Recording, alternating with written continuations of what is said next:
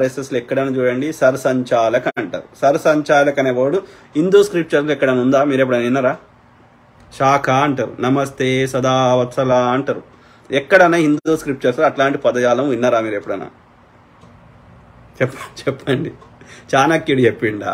వేదవ్యాసుడు చెప్పిండా? వాల్మీకి గారు చెప్పిండ్రా? రామాయణంలో ఉందా? మహాభారతంలో ఉందా? వేదాల్లో ఉన్నాయి ఇట్లాంటి పదజాలం? స్క్రిప్చర్ ఉపనిషత్తులలో ఉన్నాయా? హిందూ స్క్రిప్చర్లు ఎలానే ఉన్నాయా? శివపురాణంలో ఉందా? లేకపోతే అమ్మవారి శక్తి పురాణాల్లో ఉన్నాయా? పోనీ హిందూ గుళ్ళు 100 గుళ్ళు ఉన్నాయి, శక్తి పీఠాలు ఉన్నాయి కదా, 21 శక్తి పీఠాలు ఉన్నాయి.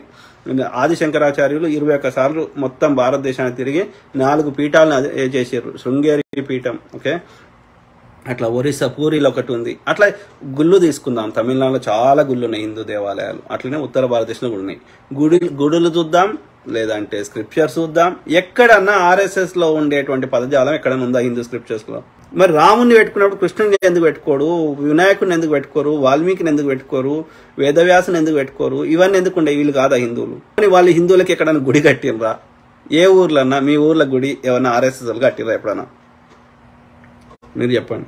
గుడికి కమిటీలు వేసుకొని అందరికి అన్ని కులాల వారు అన్ని మతాల వారు పైసలు చందాలు వసూలు చేసి కట్టుకున్న గుడి లేదు తప్ప ఆర్ఎస్ఎస్ వాడు ఒక్కడి గుడి కట్టించండి మనకి. సో వాళ్ళు హిందువులు కాదు, హిందుత్వాన్ని ఎత్తుకున్నారు ఓట్ల కోసం. As simple as that. MIM mode ఈ ముస్లిమ్స్కి ఏం మంచిగా చేసిండు చెప్పండి.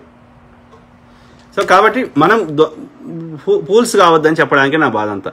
నాకు బ్రాహ్మణ్స్ అంటే కోపం లేదు, ఎవరి మీద కోపం లేదు, ఏ కులం మీద ఏ మతం మీద కోపం లేదు. ప్రతి కులంలో ప్రతి మనుషుల్లో మంచి వాళ్ళు ఉంటారు, చెడ్డోళ్ళు ఉంటారు. కొద్దిమంది ఎక్కువ మంది ఆ కులంలో ఉన్న వాళ్ళు అబ్యూజ్ చేస్తే వాళ్ళని తిడుతున్నాం అంతే. అబ్యూజర్స్ మాత్రమే తిడుతున్నా, కులాన్ని దూషిస్తలేనే.